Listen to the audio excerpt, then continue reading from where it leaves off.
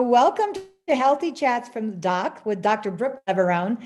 Today we're going to talk about sugar, something I have a love-hate relationship with. I do OD on sugar once in a while. So this is a great talk for me to understand the good sugars, the bad sugars.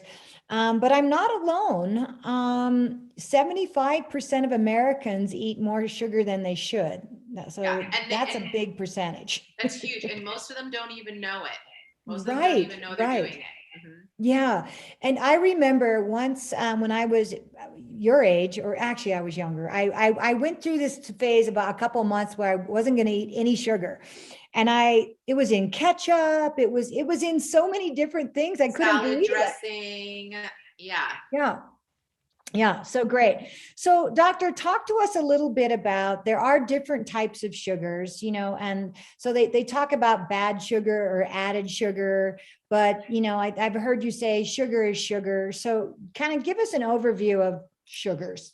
Yeah.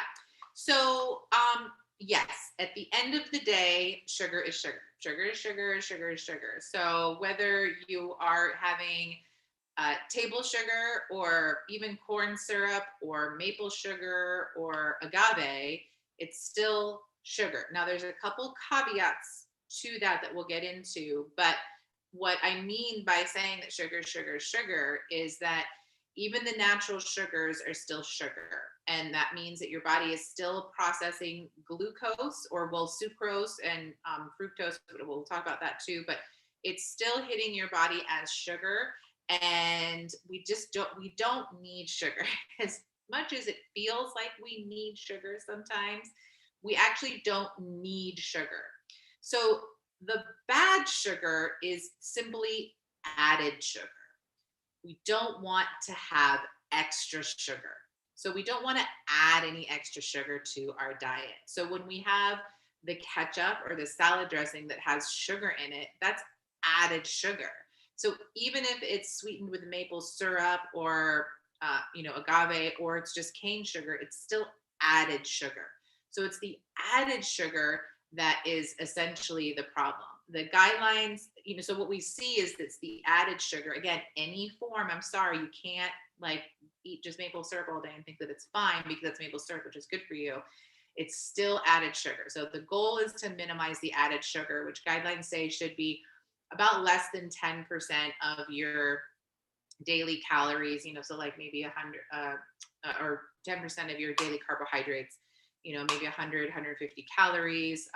Different sources will say different things. They say on a 2,000 calorie diet, it should be less than either 25 grams or 50 grams of added sugar a day, or 6 to 9 teaspoons of sugar a day. So we don't want the added sugar. So basically the term added sugar, again, can refer to any form of sugar. It's extra, and we don't need sugar, even though we feel like it sometimes. But that extra sugar is where we're having our risks. And of course, there's some caveats that we'll get into, but that's sort of the general. I hate to break it to you. If you're eating too much sugar, you're eating too much sugar, whether it's maple syrup or not. Well, that's interesting because, I think early on it was just like, oh, white processed sugar is bad for you, but, the natural sugars like in fruit or whatever aren't. And so the white sugar, okay, or table sugar is totally different than added sugar. That's a different concept. But added sugar can be white sugar. Yeah. So, right. I mean, I think when it, I see what you're saying. Yeah. Yeah. You hang out with friends like Chris from Good On You, right? And it's like, oh, you can't have any white sugar, da, da, da, da. But what you're saying is that you really want to stay away from added sugars. So like anything like cookies, brownies, even if they're made gluten-free, organic, they still have sugar in them. Maple syrup, agave, honey, it's still added sugar. Yeah. So at the end of the day, it's the added sugar. But, we can still have a sweet treat, and we can still have a better form of sugar. So we can have a better form of sugar, but it's still added sugar. So don't let that, don't get confused by that and think that you can, get away with a bunch of extra sugar because it's natural, right? So, the difference between a white sugar and something like a maple syrup or a honey is that those sugars do have micronutrients and antioxidants in them. Now, it's trace amounts. It's not, you're not going to get your daily dosage from a tablespoon of maple syrup of those nutrients. But with white sugar, it's processed, it's refined, there's nothing left. It's just glucose and fructose at that point in time. And which is known as sucrose. That combination is known as sucrose, otherwise known as white table sugar, which is commonly that cane, the CNH white and pink box.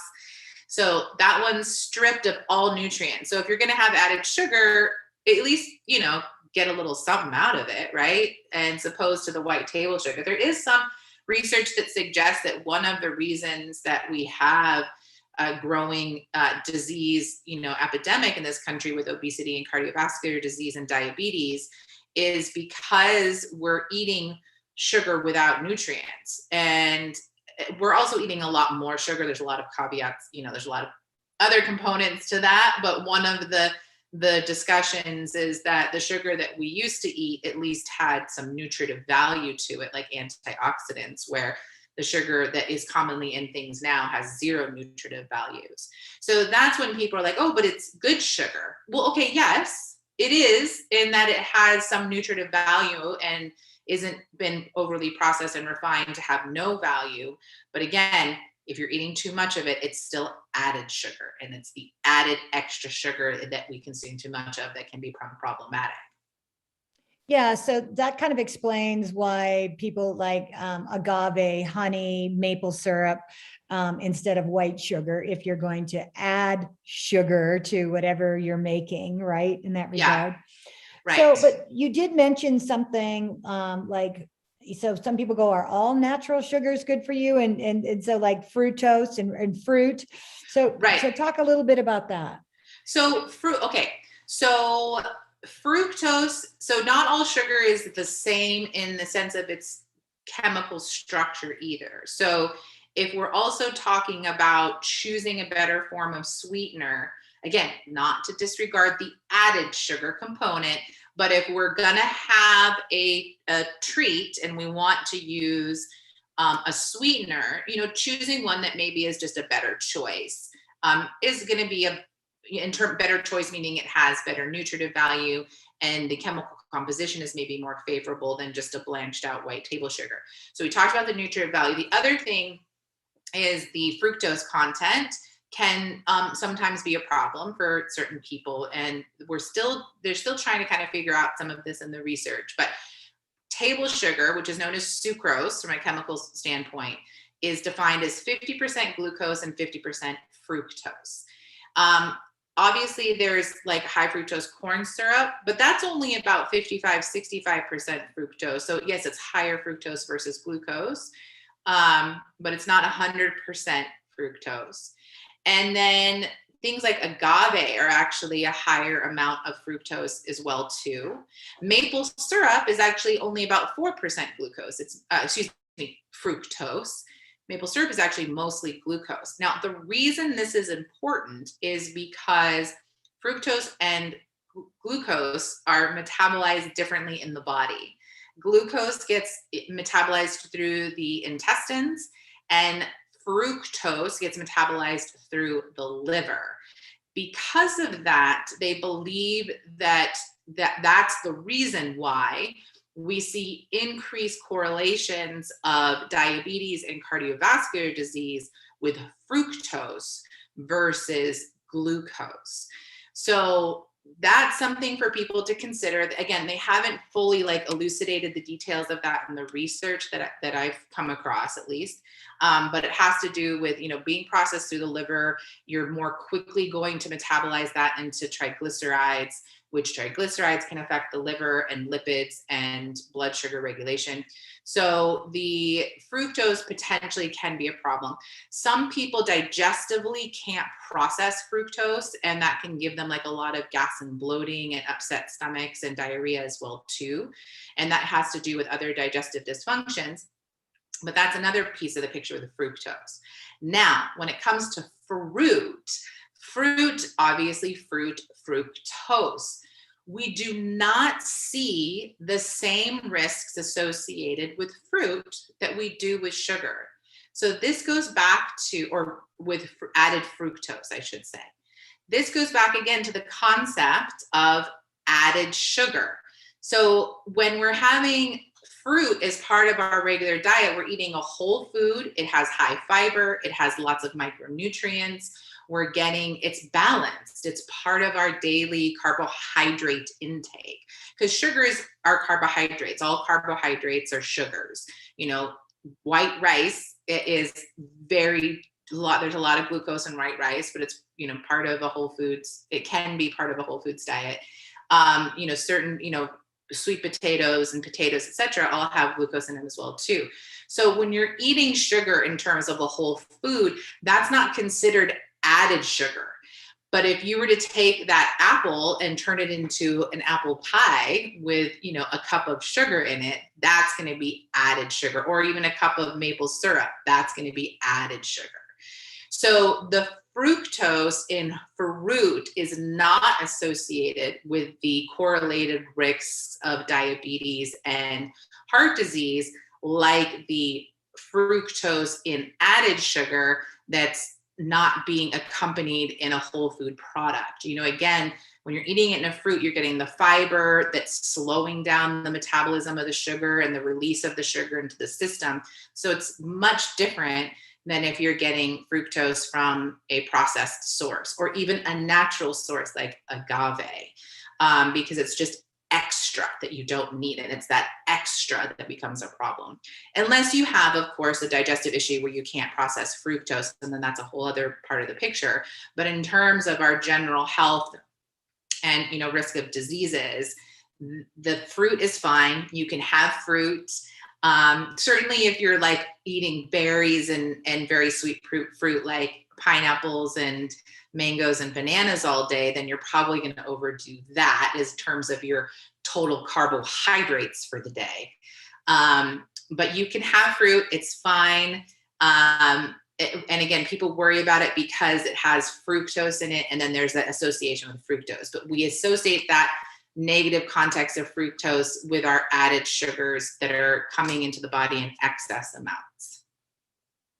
So when you talk about metabolizing sugar, a lot of time you talk about, you know, your blood sugar, insulin levels, especially, you know, if you're talking about diabetes. So how does insulin affected by sugar when you metabolize sugar, or is there a relationship? Yeah. So the body loves everything in perfect balance. It likes everything in homeostasis, right? Not the Goldilocks rule, not too high, not too low, not too hard, not too soft, you know. So the glucose level, the blood sugar level in the bloodstream, glucose in the bloodstream has to be at a certain level at all time, because glucose is the primary fuel for the brain, which is extremely important for us to do everything. So the body likes the glucose at a certain level to maintain that. So if you eat a high amount of sugar, I mean, anytime we eat a meal, anything, we're gonna increase our blood sugar levels. Well, too much is not, we don't want to be too much, right? So when the glucose goes up, that signals the body to release the hormone insulin. Insulin basically tells all the other cells, hey, clean this mess up and get this glucose out of here. So the cells go, oh, okay, and it pulls the glucose out of the blood to lower the blood glucose back to a healthy level. Now, if we're eating something that spikes our blood sugar so that our blood sugar is really high, then we're going to get a lot more insulin coming into the system, which if this is chronically happening, then we're going to have other issues, because if the insulin's coming around and yelling, hey, clean this up, clean this up, clean this up to all these cells, over time, they're going to stop listening and be like, I can't, I'm done. I've done enough. Like, you deal with it. Right. This is, you know, insulin desensitization or insulin resistance, right? They're protesting. So the body, what does it have to do? It has to release more insulin to be like, well, I'm going to go and call in somebody else to really handle this. So he calls in backup, right? So now we have more insulin. And then the problem with high levels of insulin is that it turns on fat storage hormones. And so now we have more like triglyceride levels. And this is also when we're getting blood sugar dysregulation. So now we're developing a pattern. We're at risk for insulin resistance, metabolic syndrome, type 2 diabetes, weight gain, cardiovascular disease are all associated with these spikes in insulin levels. So when we are consuming sugar, we can spike our blood sugar too high to cause this pattern to occur. And if you're eating a piece of fruit, what's different is there's fiber in it. What fiber does is it slows down the absorption of the sugar because it takes longer for us to break open the fruit, digest all that. Fiber is really hard to break up. It has to dig out the sugar. So it takes a while to get it released into the system. So you'll get a bump in your blood sugar, but you aren't going to get a crazy spike. Now, if you were to, eat a tablespoon of sugar, which of course Mary Poppins comes to mind, a tablespoon of sugar. So if you eat a tablespoon of sugar, then there's nothing slowing down its absorption. It's going to go immediately in and you're going to get a spike in blood sugar, which causes that pattern of the insulin. Yeah, exactly.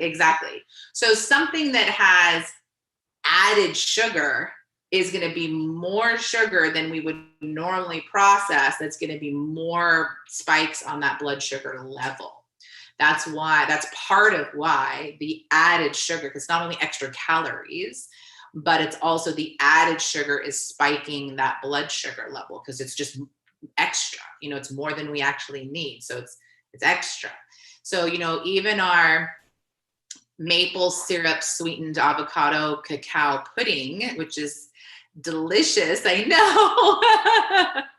But again, this is going to be way better than, a big thing of chocolate mousse, like either out of a box or whatever, with a bunch of processed sugar and no nutritive value, right? Mm-hmm. So if that's like your one sweet treat during the day, like, it's fine. It's, you're talking like 100, 200 calories for probably a serving of that. It's got healthy fats. It's got the antioxidants from the chocolate. If you're using maple syrup, then, you've got nutrients from there. So that's, that's not a bad choice. I'm not saying you can't have that, but, if you're putting maple syrup in your coffee in the morning and, on your toast and, and then like in your juice and, then also have, what I mean? Then you're having a lot of added sugar and added sugar and added sugar. So that's part of the mechanism that happens. And that's part of why like eating fruit is going to be a better choice than eating something that's sweetened with added sugar put into it. You want your natural sugar in terms of a whole food, a piece of fruit, right? And then, that insulin response is what goes on there. And then what happens from there, you have a spike in insulin. Well, insulin does such a good job telling all these cells to take all the sugar out of the blood. Then what happens? Blood sugar goes crashing down. And then, people are like, oh, why do I feel so tired? And, oh, you're crashing, right? That sugar crash that we talk about. That's why, because you're getting this spike and then you're getting a plummet. It does such a good job. The spike in insulin does such a good job in initial phases, pulling that sugar out of the blood that it overcompensates. And now your blood sugar is too low. And now that's a problem. And so the adrenals glands go, oh no, emergency, the brain needs sugar. And so then now we get a cortisol response that pulls sugar from storage, and then that bumps. So then you're like doing this. And so yes. So the sugars, for all of these reasons are not, the excess is can cause a lot of disruption to our day-to-day metabolism and how we feel. Well, before we hang up, because this is a very fascinating topic, let's talk a little bit. You mentioned it earlier when we started about how much sugar you should have a day. It sounded like a lot. And then the other thing is we've been taught over the years to read labels, not on our beverages or stuff that we're buying as far as how much sugar, how many grams of sugar. So before we leave today, talk to us a little bit about how much sugar, good sugar, since sugar is sugar. Yeah. What is a good amount of sugar to have? Right. So none. And hey, I like sugar too. Like, so don't get me wrong. I'm also have my sweet tooth and those times of things.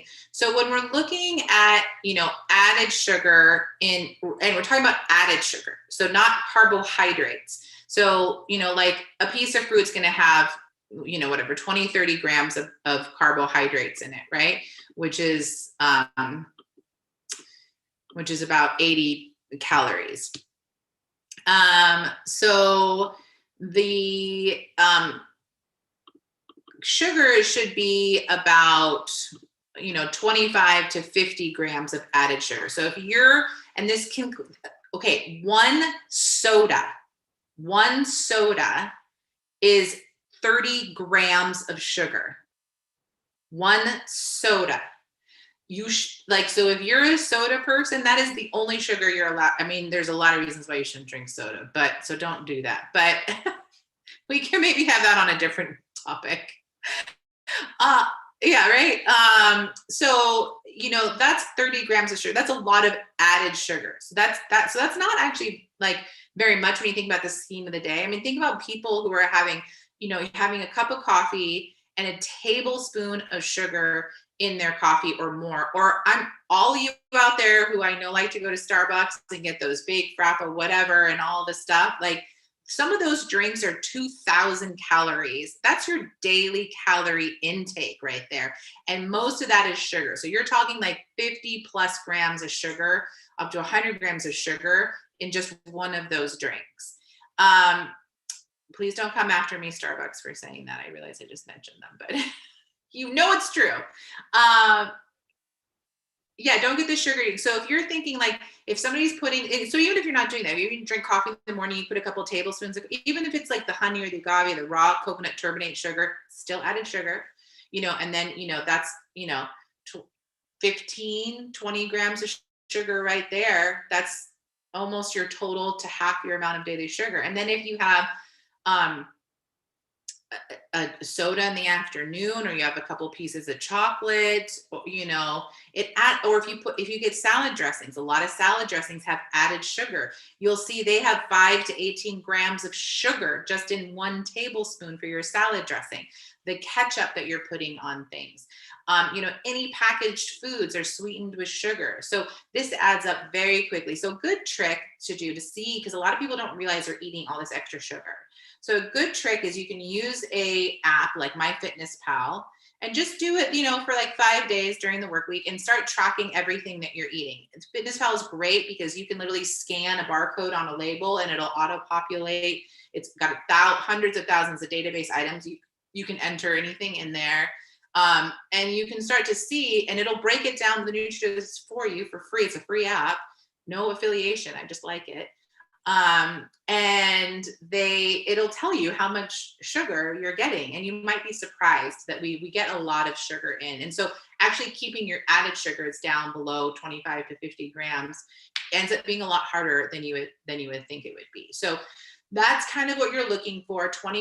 No more than 25 to 50 grams of added sugar into your food. So if sugar is an ingredient on something that you're eating, or you're putting sugar in your coffee, or you're making your maple syrup, cacao, avocado pudding, those are all added sugars. But like a piece of fruit that has natural sugars in it, that's fine. Or a sweet potato that has natural sugars in it, that's fine. Or a tomato that has natural sugars in it, that's fine. Again, this is the added sugars. You want to keep that 25 to 50 gram, ideally, 25 is where you want to be. Well, so I guess in closing, right, we should talk about, like you say, people talk about good chocolates, bad, like dark chocolate's good. Well, the dark chocolate's lower in sugar because we don't add as much to it, right? Okay. So, and it's high in antioxidants. So you're going to get less added sugar in a dark chocolate. And I did want to quickly say that the artificial sweeteners are a problem. Aspartame, sucralose, those ones are saccharin. these ones are associated with weight gain, hypertension, cardiovascular disease. This is the one that's really not as clearly understood. And there's a lot there. That's not the answer. That's not the answer either. So you've got to, I mean, there's some benefits, with monk fruit don't have as much risk, but there's still, what happens is those artificial sweeteners trigger the sweet taste on your taste buds. So your body thinks sugar is coming. So it's still going to respond the same way because it thinks sugar is coming. So there's another component there to that. Besides, and that's like a lot of the diet-free sodas. You think, oh, I'm not having Yeah. sugar, right? But they're full of these Yeah. fake sweeteners that are not The actually diet- bad for you. The diet sodas are terrible. Yeah, they're terrible, unfortunately. I mean, it seems like it would be an easy fix. Well, I'm not getting my 30 grams of sugar because I'm drinking a diet. But we see that there's increased risk of obesity and diabetes with the diet sodas. And then there's other issues with it as well, too. So yeah, so I want to throw that in there as well too. Before Yeah, that was a good point. We didn't mention that. So I guess the bottom line is learn to drink water. Yeah. Yeah. No, about so there are sugar is sugar, but there's added sugar is really the culprit. And yes, it's hard to not get sugar in a diet, a US diet, just because that's how a lot of foods are made, with added sugar. Yeah. But you should just be aware of how much sugar you're putting in and try and be around 25 grams a day. Is that the bottom line? That's exactly right. That's exactly right. Okay. And then if you're going to have those 25 grams, yes, it's a better choice to use something like a maple syrup that's going to at least have some nutritive value to it. So I can still have my avocado cacao maple syrup pudding. Yes, exactly. I should post that recipe because it is so good. I love it. Oh, it is so good. It is so good. Yeah. I mean, you guys, if you want it, you can Google it. Just Google paleo avocado pudding. It's just, if you've never had it before, it's amazing. It's just whipped avocado, blended avocado with cacao powder and like a maple syrup sweetener. You can add vanilla to it. Some people add coconut cream to give it an extra rich, moussey feel. There's a dozen different recipes. It's a nice little treat. That's, again, if you're gonna have it, this is a better choice because at least you're getting healthy nutrients out of it. And if I can make it, it's super easy. All right, doctor. Well, thank you so much for helping us with our sugar. Yes, I'll talk to you next week. All right. Well, you enjoy those mountains. It looks beautiful up there, and we will see you next week. You bet. I'll go hug a tree. Yes.